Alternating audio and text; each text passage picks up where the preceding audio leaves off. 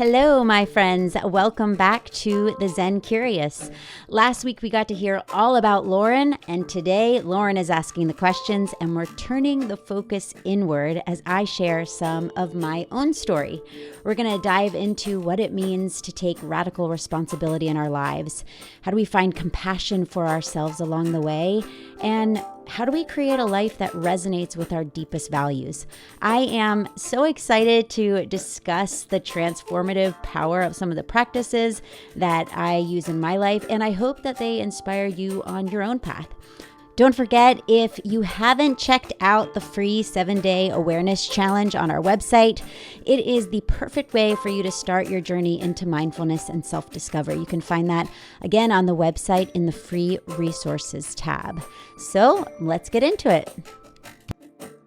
What's up, everyone? I'm so excited to be interviewing my co-host, Kiera Hanselman, on her path to the Zen Curious. Kiera, tell everyone where you're from and where you live now.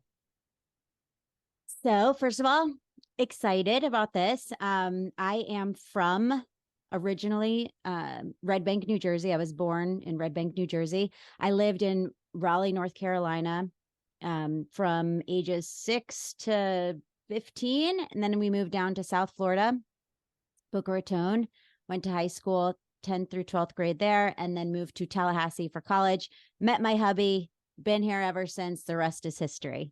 All right, Florida girl. I love it. And what is a quote that you live by? So I thought about this a lot, and I am a quote girl. So I love like a bazillion different quotes. But I think the quote I try to live by is the Reiki precepts, which is just for today, I will not worry. Just for today, I will not be angry. Just for today, I will be grateful. Just for today, I will be honest. And just for today, I will be kind and compassionate. Super good reminder to start each day with. And knowing that I'm most likely going to screw up one of those things.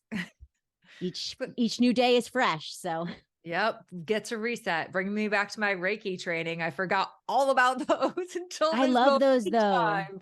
So beautiful. So beautiful Yeah. and grounding. And like you said, giving us a chance to kind of like wipe the slate clean in every moment of our day. Not even just like, okay, in the morning, let's start, but like, oh, I just was mean and now I get to be kind again just for today. Yeah. Let's go back to Just for it. today.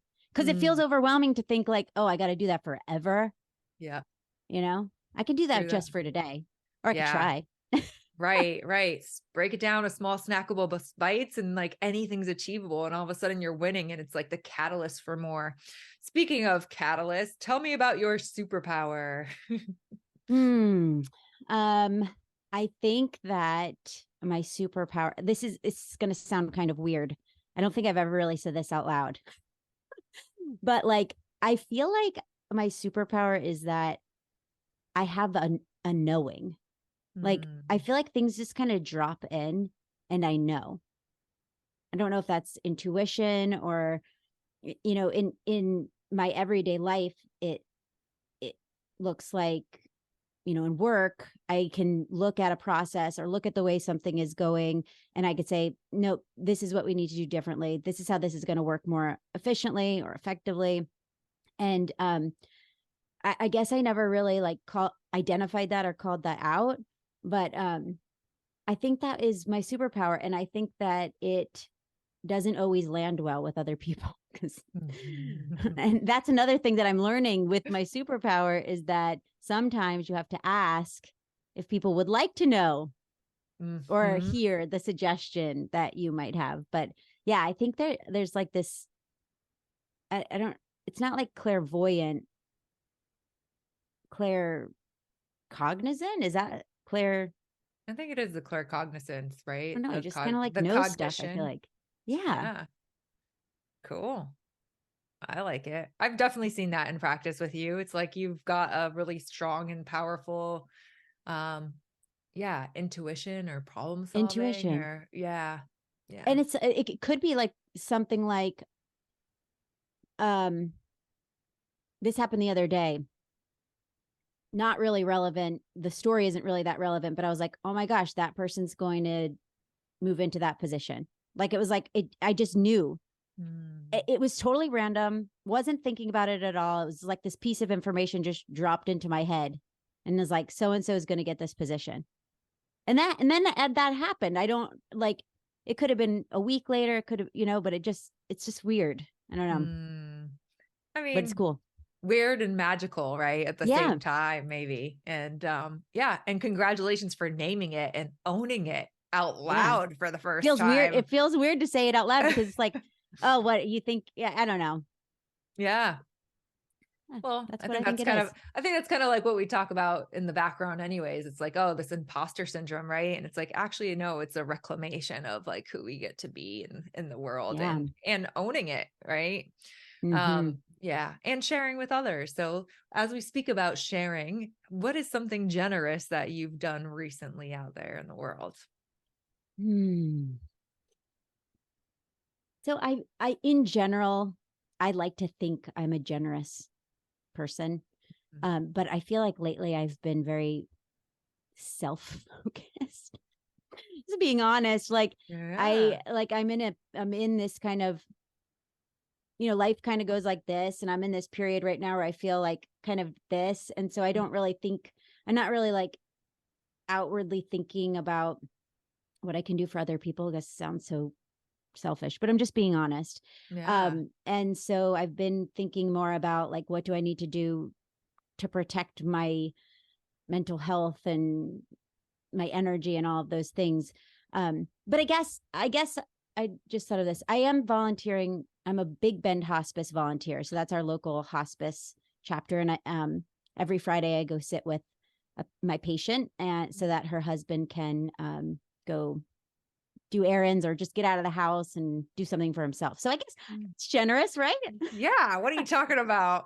Even in your lull, you're showing up. And I mean, sometimes the most generous thing we can do is be there for ourselves, right? It's like Yeah. we can only give from a cup that runneth full, right? And so when we're giving from the emptiness, a place of like being depleted, like then we Yeah. go into our battery backups. And so totally get that. And you still get to show up and serve in some way that's not like totally collapsing of yourself, Yeah. right? Yeah. Yeah. Yeah. Beautiful. All right. Well, what are you grateful for? I know there's just for today. I have like I can think of endless things that I'm grateful for. Like life is good. Even when things are shitty, I can still like look at the world and say, okay, life is good.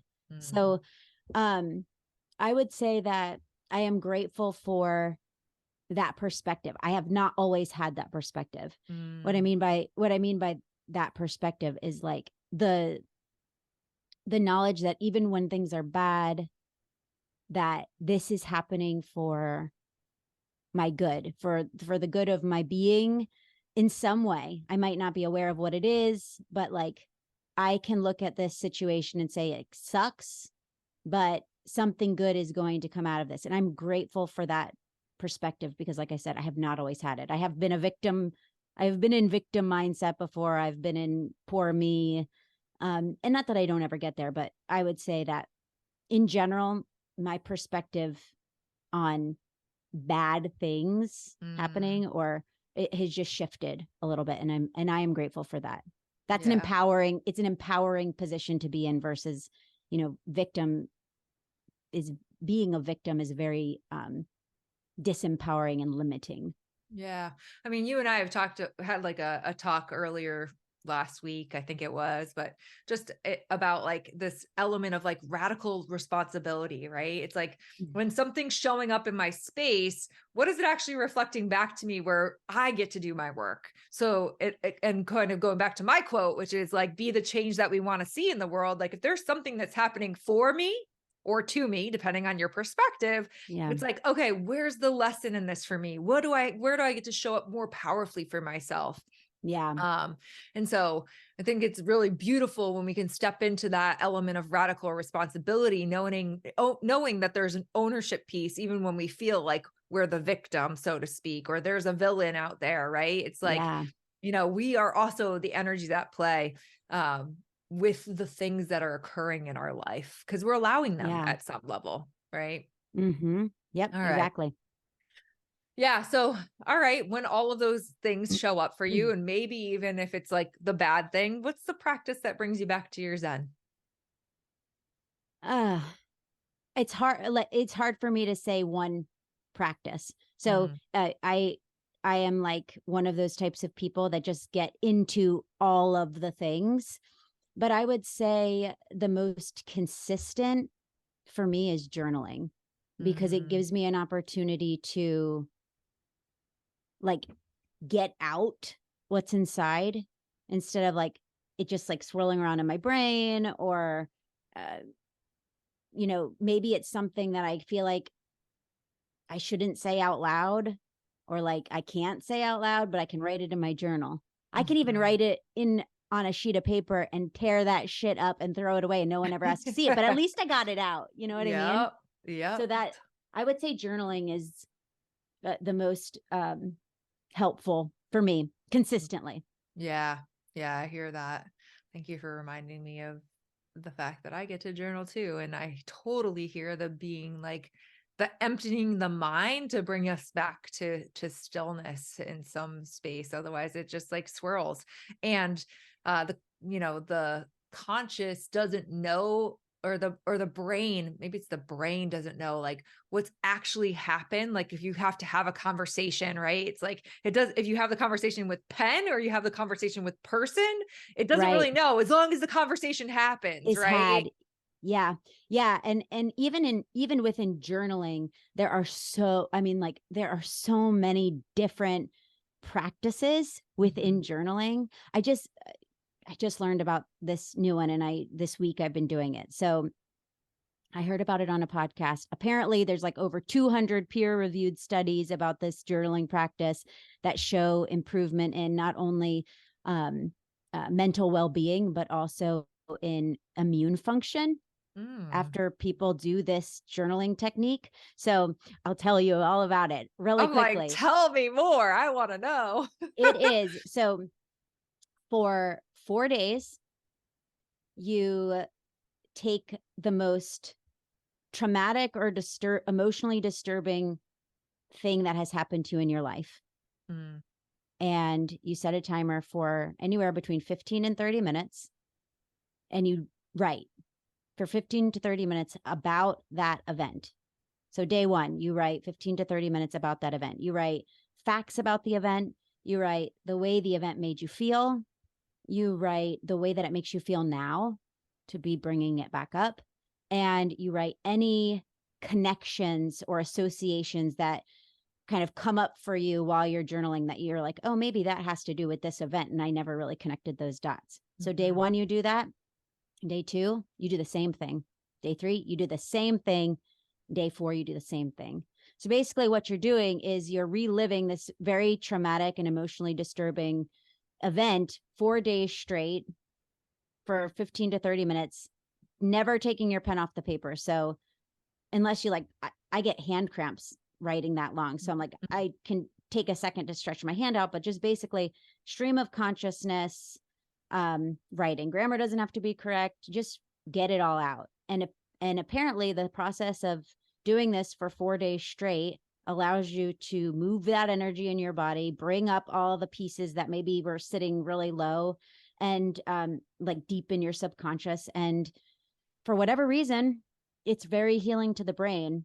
And mm. because of that is also very healing to um, our immune function, because everything's connected. So Yeah. I don't have the specific name of the studies, but that's probably something we can find and link, because it is, I'm super interested when I heard about it, and I was like, Mm, okay, I got to do this. I got to figure this out. yeah. So see I how it love works. that. Yeah. Always open to like new journaling practices. Sometimes you sit there and you're like, what the heck do I write? And I know Right for me about. for a while, like I was so committed to doing it. And I'd be like, I don't know what the heck I'm going to write about. I didn't use heck. I'm way more profound and Yeah, me prolific too. I than love that. it. But like, like, I hate this so much. What am I sitting here doing? And then eventually like Yeah. it comes forward. Right. And so Yeah. it's like, just allowing yourself the space to make that happen. I love that. Yep. So let's talk about Zen and what it actually means for you when you think about it. So, you know, I think that Zen for me is, well, a contentment, a peace of mind, um, in kind of going down this path. It has changed. Like what I think of as Zen has changed over the years.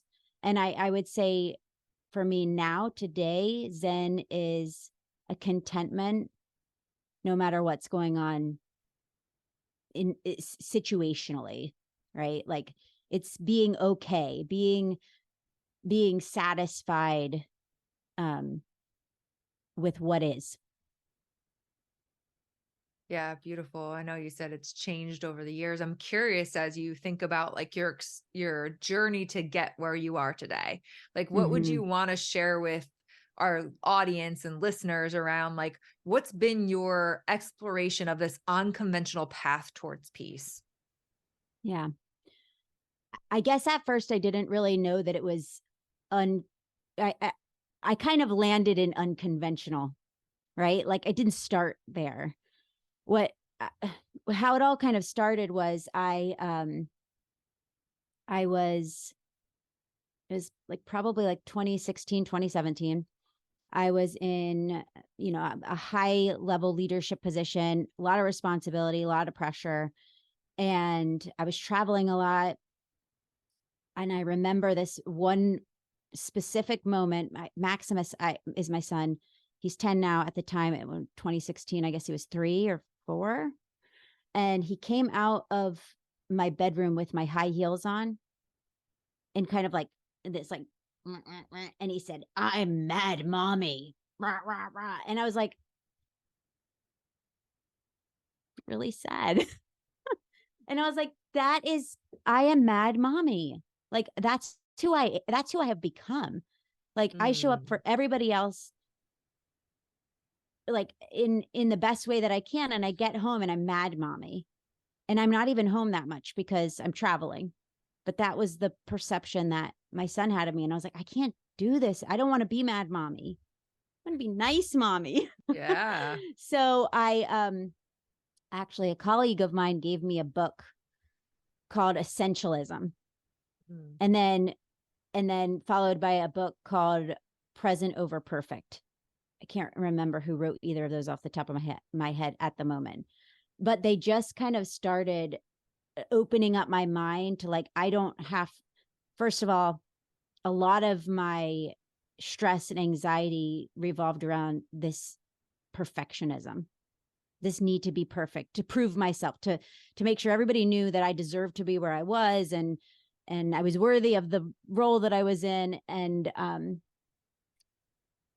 that those books kind of started to lead me down a path. And then I ran into another book that was called Mind Hacking. Actually, literally just remember that, Mind Hacking. And so I remember sitting in my office at work, shutting the door, turning my chair around because you could see through my door so that no one could see that I was in there, and doing these 15-minute meditations.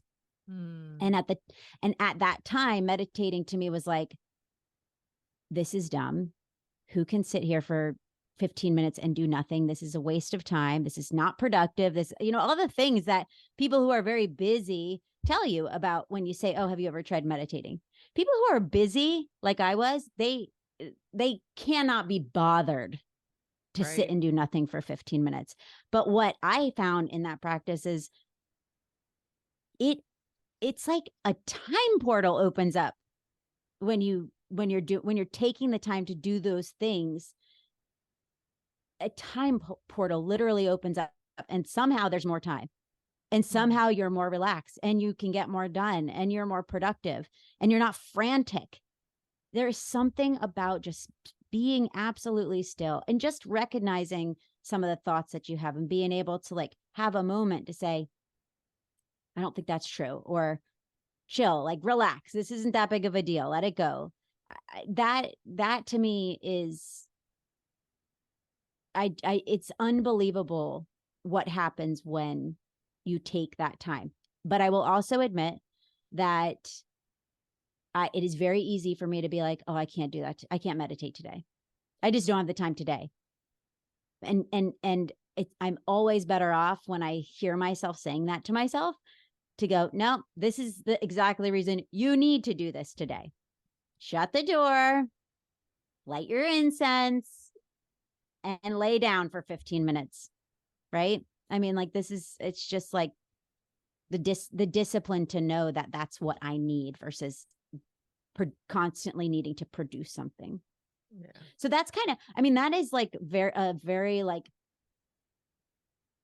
non-linear explanation of my journey. But like from there, it's just kind of like continue to expand, and new people come into my life with new modalities and things to try. And I've like over the last year, I've been really into frequency and sound healing and energy healing.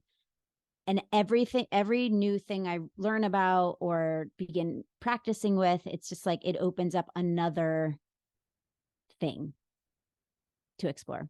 Yeah, it's like once you start to walk the path, the nudges continue to like show themselves to us, right? It's like all these Yeah. little breadcrumbs that continue to compound because, I know for me personally, like when I started to really like up my self-care and take time for myself, and, I didn't have the 5 minutes I could relate to being the business professional and proving myself and all of these things. And I think there's a saying like, if you can't meditate for 5 minutes, you better sit for 10, right? It's like, you better double down what you think you can't do and make time Yeah. for it. Um, yeah. And so I'm curious, like, if you were to like talk about a modality that supported you or is continuing to support us, like, even meditation, for instance, I hear like you lay down. So many people have this vision in their mind, like they need to sit under a tree like Buddha. Like, Yeah. what would you help our listeners understand around like what it is to actually be in meditation? So I kind of hear two questions there. Like, what modality do I feel like has maybe supported me or continue to support me? And then this specific question about meditation. So I'm if my brain forgets one of those things as I'm talking, remind me. I got But you. what I'm really into right now, and what is supporting me, um and what I feel the most like called into, is sound. And sound is encompasses so much. Our voices sound. So there's toning there, and all of these things um have like are practices in and of themselves, right? Kind of like journaling. There's so many different things you can do within journaling. There's so many different things you can do within sound. So like using your voice, um this is an embedded instrument. You don't have to buy anything. Like, we Mm. have this capability. And if you think about even being a newborn, the sound in your mother's womb, or how comforting sometimes it can be to just hum, like Mhm. that vibration in your body. Um, uh, even music. I mean, like, turn on the radio, your favorite song comes on, it can completely shift your mood. Sound is so powerful. I have a trio that I do sound healing with. We do sound journeys, sound baths with crystal bowls and gongs and all different kinds of instruments, and it's really fun. And I've gotten to be really curious, because that to me is like, if I, even beyond modality that really supports me, what supports me is being curious, Mm. never being, never being, or limiting myself to say, this is it, and this is the way that it is. Like, I think becoming open to all possibility and continuing to stay curious is the modality that has supported me. And like, I get to try all of these cool things, right? Um, and now I'm thinking about the meditation question you asked, trying to transition really smoothly into that, but I forget what it is. Yeah, just What? like, and I think you just kind of you spoke to it without even speaking to it, because it Oh, was good. like, like what do people think about this and what would you tell them? And what I'm hearing from you is like, it's not necessarily like, hey, here's this modality. It's like, yes, here's a modality. Now go explore how you get to integrate it into your beingness in some ways, right? Like, how do you Yes. be curious around, the play of it all? Because there's kind of like framework for making it happen, but then there's like the unique genius that each and every one of us brings to infuse with it and be in relation with it. Yeah. And that is such a good point. We make all these rules for ourselves, or I can really only speak for myself. I make all these rules for myself, right? And it's like, oh, if I can't have this perfect setting, kind of to your point earlier, then I can't meditate. If I don't have this space set up or, perfectly, or if I don't have, 20 minutes, I only have 5. It's like we neglect our inner knowing, our intuition, to the point of feeling like somebody else has the answers and we don't. And also through this journey and through this practice, I have through these practices, I have come to realize like there is no answer external that I need. Everything that I need, I already know. I may have forgotten. It may be covered up by shame, pain, programming, whatever. But like it is in me. And I need to. The most interesting thing to me is when you come from that place and you trust yourself, then when questions come up or challenges come up, if you quiet your mind and you like just get in touch with yourself, an answer comes up. An answer comes up every freaking time. Now, you might not listen to it. You might go say, oh, I got to ask 20 of my friends what they would do in this situation. But you Mm, know what you should do. You mm. just don't, you probably just don't trust yourself in that knowing. Well, I think it speaks to your superpower in that regard, right? It's like Yeah. you like actually saying it out loud and claiming it, because there is an inherent knowingness or intuitive ability that we all have, right?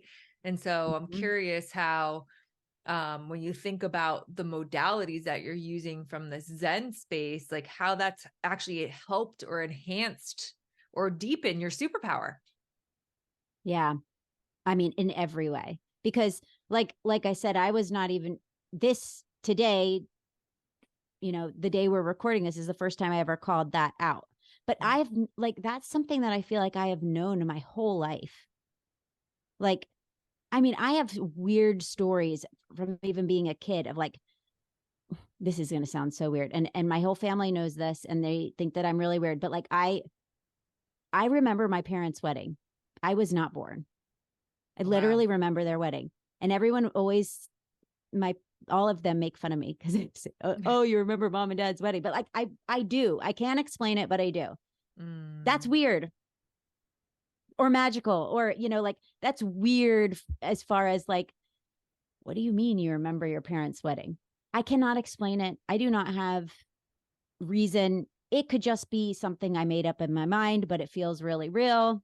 mm, And I it's just something. There's so much about being a spiritual being in a physical realm that we cannot explain. There is not an answer for. And sometimes we just have to be okay with that. mm. Like, we don't need an answer for everything. You don't have to have a plan for everything. Sometimes we just have to let things be. Sometimes we just have to be like, oh, that's pretty interesting. We don't need an explanation for it. And yeah, so it's just like, I guess that's what I would say about that. Like, we just have this,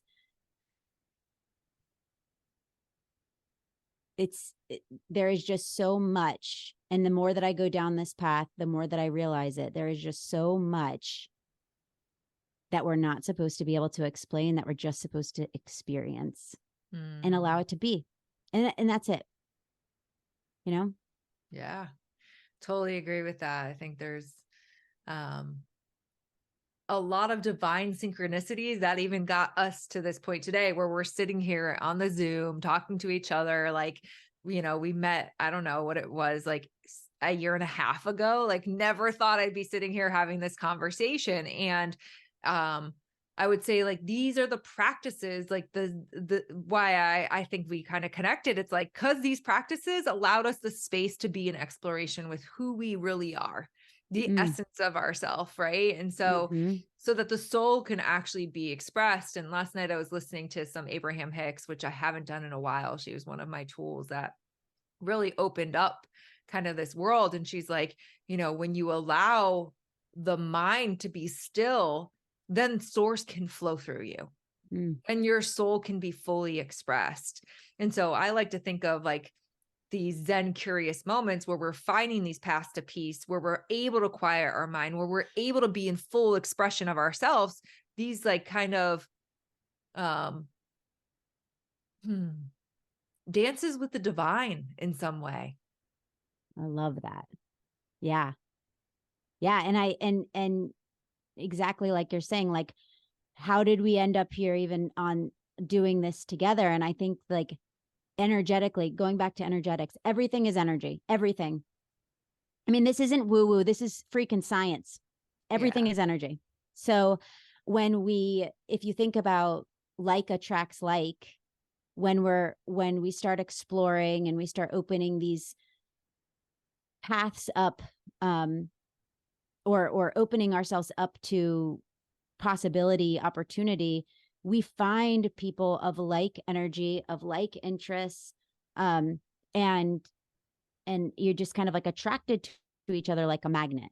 Mm, Like, I think that once we started talking with each other, we knew that there was something we wanted to do together. We didn't quite know what it was, but like, it slowly began to unfold what that looks like. And today it looks like this. Who knows what it's going to look like a month from now? right. You know, who knows what other possibilities will open up. And so, like, almost, it's really exciting to think about. Like, I trust that as I continue to learn more about myself and grow and open myself, become even more curious, and like the next step I need to take, or the next person I need to connect with, like, will come to fruition without me having to do a thing except be me, be myself, Mm. continue to be curious. Those doors are going to all open. It's going to unfold the way that it's supposed to. Yeah. And I think the biggest thing that I heard there too is like there's a surrender, right? Mm. And when we're in this place of surrender or deep trust, right, with ourselves, we can actually be receptive to what is meant for us. And what I Yeah. find myself even is like this, I was having this conversation with my business partner today. It's like there's this illusion of control, like that we can control all these things. It's like the only thing we can control is our response to how this is all unveiling itself. And so again, Mm. through my personal experience in these practices that we're sharing with you on the podcast, it's like they've allowed me to rest in peace in some way, to surrender to what's there. And so Mm. I'm curious, just around your personal practices exist today, like what habits are really supporting you in like staying in this deep trust and knowing, or what I'm hearing is kind of like this Zen for you. I think that it is, going back to my quote from the very beginning, Mm, it's, I used to focus so much on the goal, the end goal, the arrival, right? And I think that what has supported me most, and where I have continued to, what I have continued to surrender to, is the process, enjoying the process, being like, there is no arrival.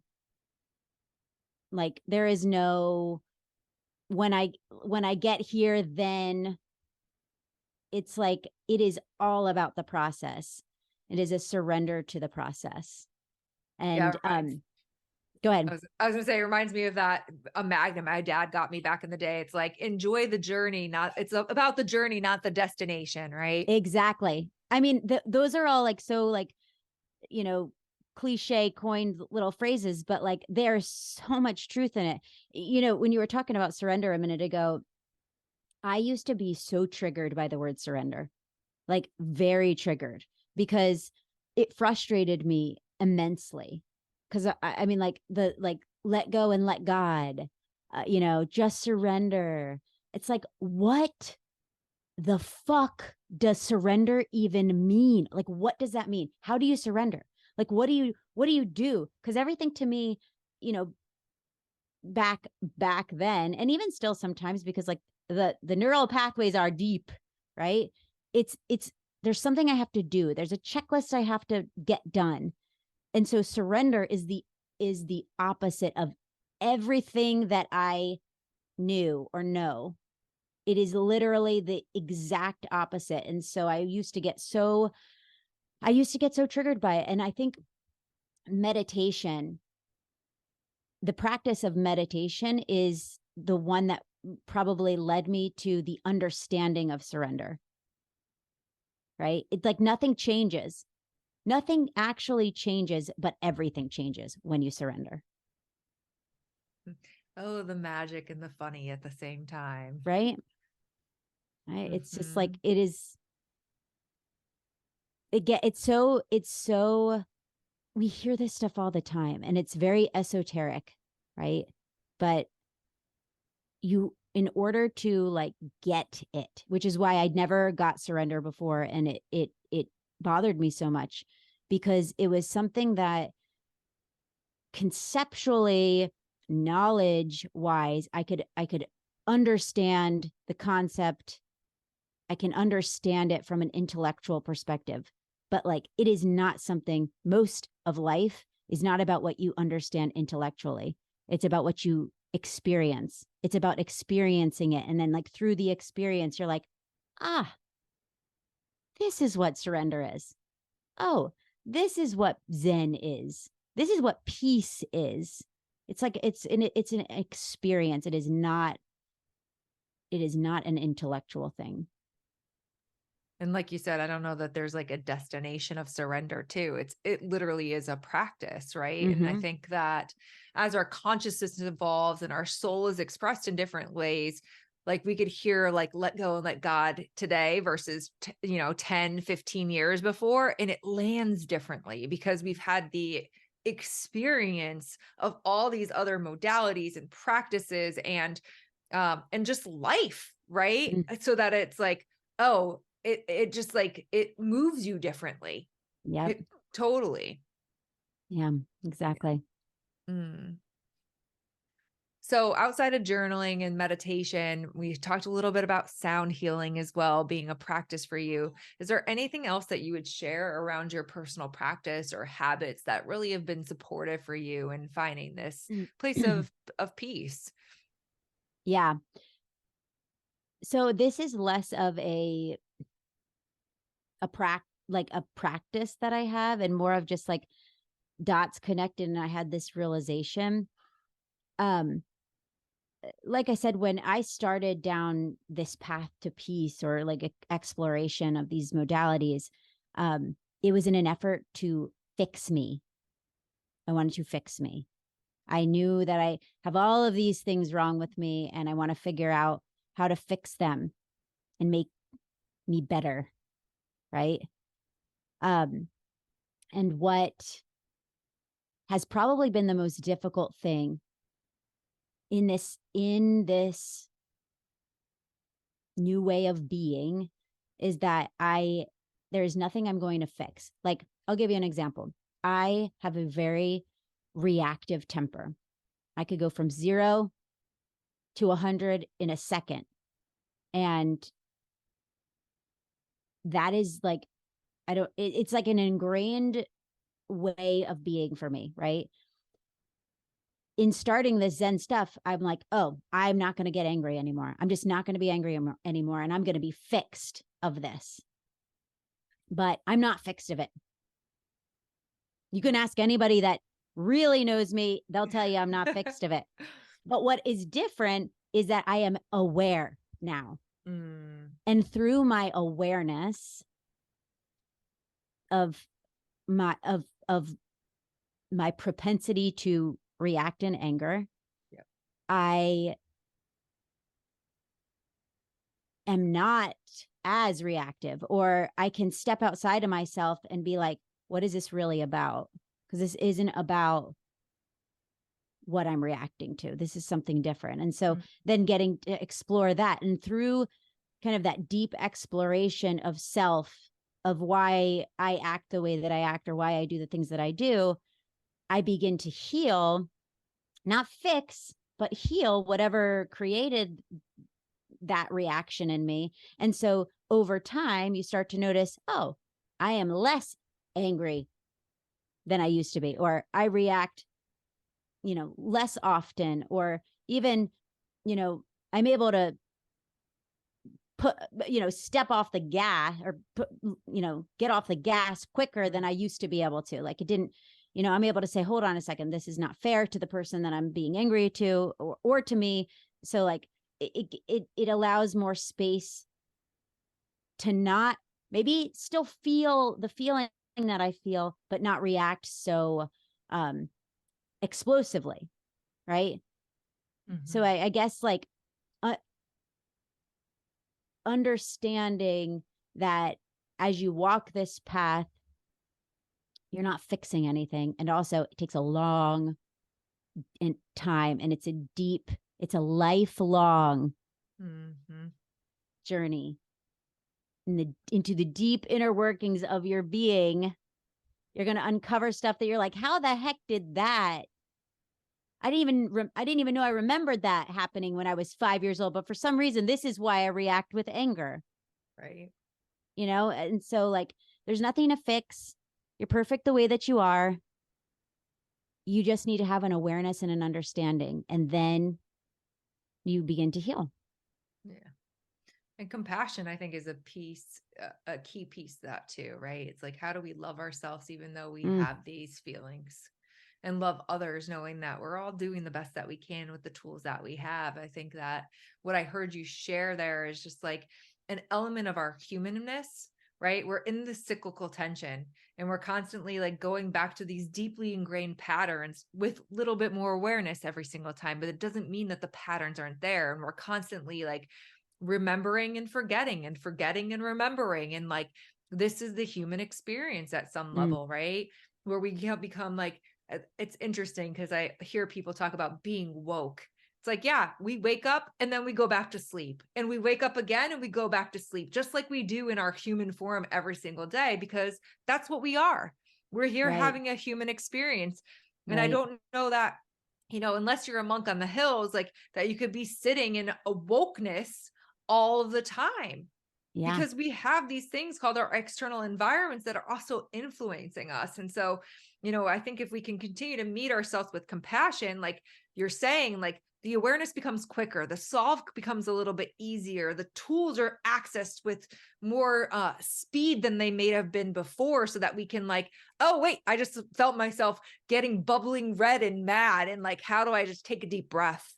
And realize like, oh, my inner child actually needs to like, go scream or do whatever it is that I need to like release the rage that's inside of us. Right. And so, it's funny you mentioned inner child. I had a couple of weeks ago, I had an experience where I was so mad. I can't remember what it was about at this particular moment. I was so mad, and I was so mad that I was crying, and I was holding myself like this.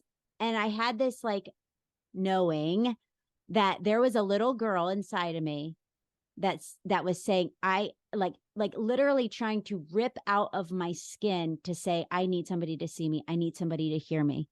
I just want to be seen, and I just want to be heard. And I saw her.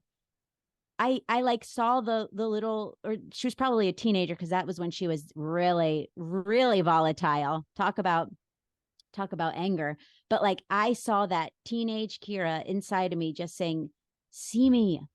Like, if I have to scream and yell for you to see me, then I'm going to scream and yell, because I need you to see me. And it crushed my heart. Like it made me, I stopped crying out of anger and I started crying like in compassion and self-love, which is definitely needed, but probably the hardest thing to do. It's so hard. Yeah. But when you see it as if you wouldn't look at a 13-year-old girl, 14-year-old girl who was, screaming because she needed somebody to see her, and or a 5-year-old or whatever, you wouldn't look at them and be like, not have compassion or love, or I mean, maybe you would. There's some Maybe. pretty, there's some pretty obnoxious ones. I was one of them, as but like, that's the thing. Like, we wouldn't, most likely we wouldn't do that. We would see them and we like want to give them a hug or want to give them love, and that's what we need. Yeah. That's what we need. We need to receive that from that moment that we were whatever age we were and didn't get it. And we need to meet ourselves there and show that love and compassion. I mean, that was a really like revealing moment. Yeah, and you talk about being able to express rage. I feel like I had the opposite upbringing, right? Where it's like I wasn't allowed to be angry. I had to be quiet and perfect, right? And so there's like all this repressed anger and so my default mode is like I go into crying because I don't know how else to express, right? And it's like even when Mm. I'm like bumbling on the inside, I just get frustrated and kind of like go into breakdown instead of like getting through the anger. And so it's really interesting Mm. because really my little girl wants to go wild. She wants to go ham and break some shit. You know what I mean? Yeah. But there has never been that opportunity. And so there's this really beautiful like place where we get to be in the experience of that. Right. So I freaking scream into a pillows. I take a pool needle and a noodle from outside and I beat the shit out of my house sometimes because it's just like, I need to move the energy because that's all it is. Back to your point, it's everything's energy, and emotion is energy in motion. And how are we able to move through that? And so Yeah. through, what I spoke about was like breath work and then understanding through human design. And even it's like, how do I move the energy? It's like, okay, maybe it's through meditation and just the emptying or the journaling and ripping stuff up or sound and the vibration to be able to like recalibrate ourselves. And I love sound as a tool too, because I feel like for me, when I'm emptying, right, when I'm removing all of these things and I go through my anger, if I don't fill that space with something, it's going to get taken over again. And so where I Mm. find energy being like the sound healing energy being the most healing is like, okay, now I've gone through this process and I have this awesome teacher in LA, and he does breath work ceremonies with, and it's like tribal drumming and people are screaming and crying. And then afterwards, it's just sound healing. And it just feels like all of a sudden you went through this experience of rage or anger or sadness. And now it's like you can move into these higher vibrations of like love and peace and Mm. compassion and just like, and really just like, fill yourself back up. And I've noticed a lot of times too, like I do these things and there's an emptying, right? And all of a sudden you're like, okay, I moved through this thing and now there's a void. And so this is part of like the human remembering and forgetting piece that Yeah. I personally experience is like this cyclical tension. It's like you stretch you stretch yourself, right? Like an elastic band. And then what happens when Mm-hmm. you let it go? Snap. You snap right back, right? And so Yeah. how do you stay in this place of containment? By filling that void so that the expansion is there. Yeah. Mm. Mm, It's good yeah. stuff. Yeah, so good. So tell me, like why is it important for you to stay on this path? Why is it important for you to stay like zen and as the nice mom? I think that it I'm going to make an association with the Matrix, the red pill or the blue pill. Once you I feel like once you know, once you learn, once you see, it is a responsibility to continue to walk the path. I mean, this is not an easy path. It is hard. It is so much easier to live conditioned and by everybody else's rules and stay small. I mean, like, it's easy to do that. Mm. It's easier to do that, right? Because life is hard either way. Yeah.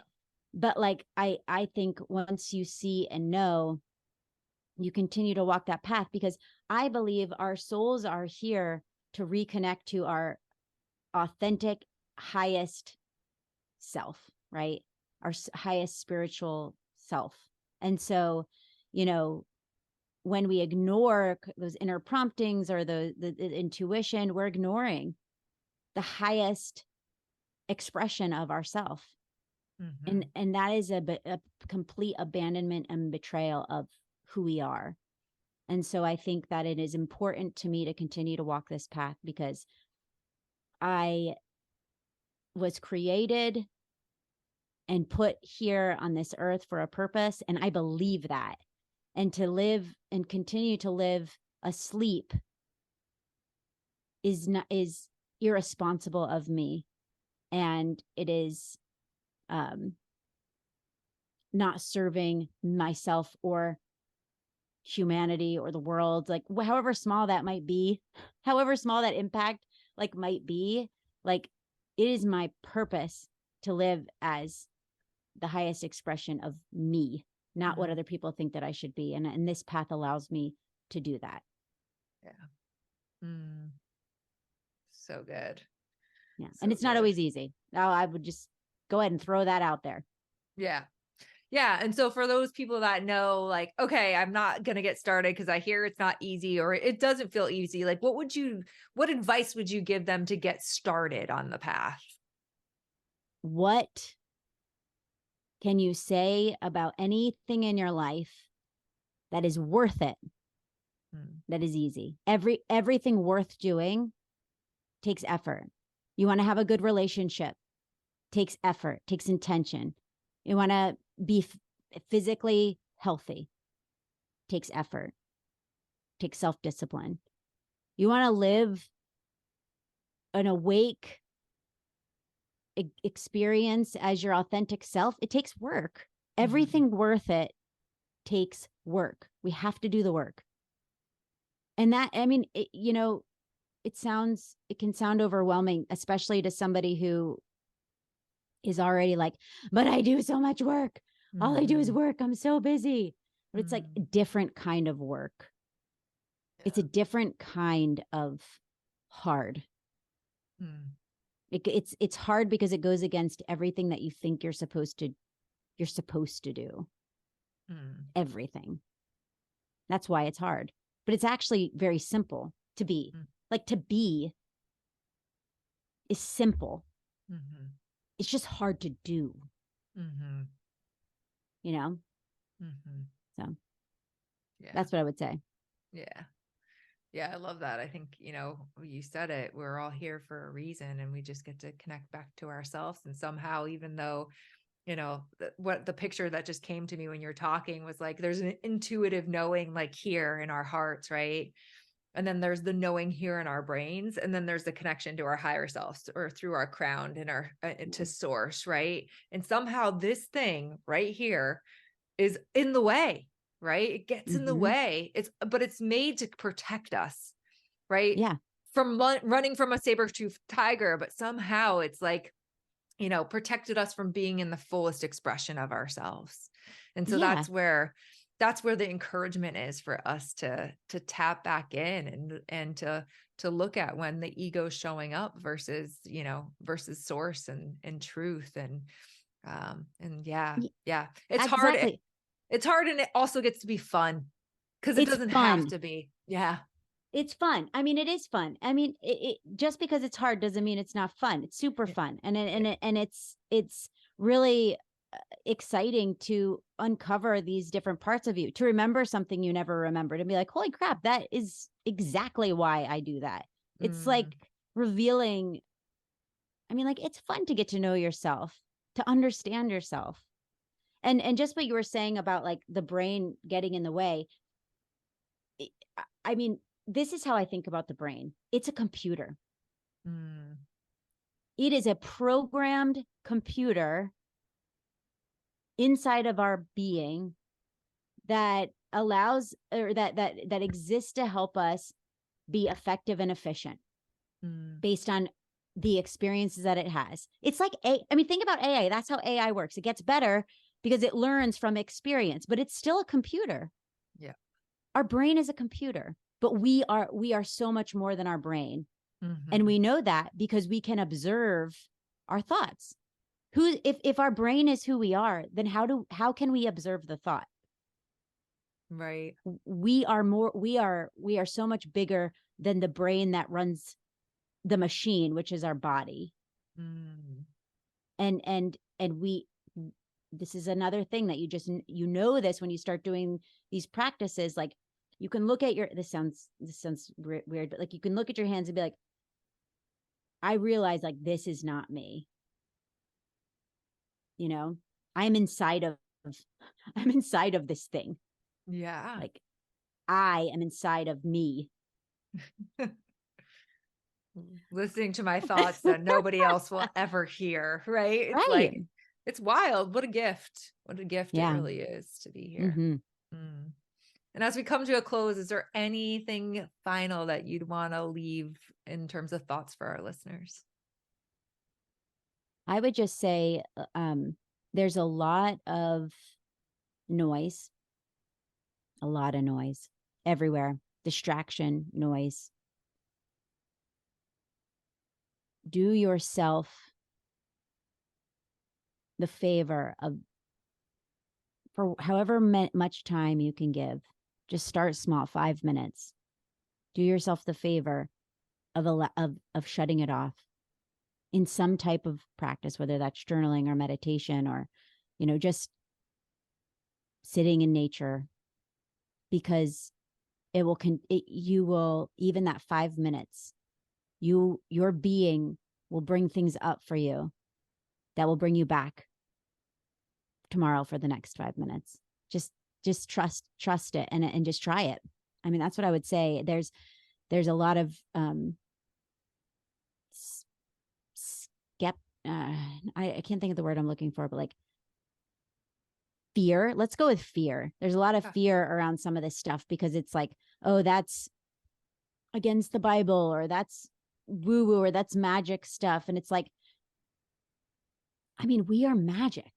Think about like the operation of a human, of like the function of our body. It is absolutely magic. Yeah. I mean, you can't ignore it. And so be open to things being magical. They are. I mean, like, go rip I have a plant right here that was made from another plant. I cut a piece of the plant, stuck it in water, and it made another plant. That's freaking magical. Amen. Like, it grew roots and it learned how to exist. Like, that is magic. Like, we just have to be open to the fact that things are magic. We take it for granted. We don't pay attention because we want everything to be logical. That's what I would say. Like, be open to the magic. It is freaking magic. All of it. All of it. Love that. Yep. You know me, I'm a magic girl. So riding that train. Thank you so much for allowing me the pleasure to learn more about you, to share with our audiences. And for those folks that would love to reach out or learn more about you, where can they go to find more information? The Zen Curious. Yeah. We want you to stick with us and continue to explore all these different things that have helped us on our path. So I would say continue to follow us here. Yeah. So if this landed for you, you want to learn more about unconventional pathways to truth, please continue to tune in, share our podcast. And Kiera, thank you so much for joining me today. It was awesome. Yay. Love it. Talk to y'all soon. Bye. Bye. Thank you again for being with us today. I hope you enjoyed today's episode of the Zen Curious. You can find any of the resources we discussed today in the show notes. And if you want to connect with us further, find us on Instagram at the Zen Curious, or you can leave us a comment, review, or go to our website and subscribe to our email. We look forward to seeing and connecting with you further. See you next week.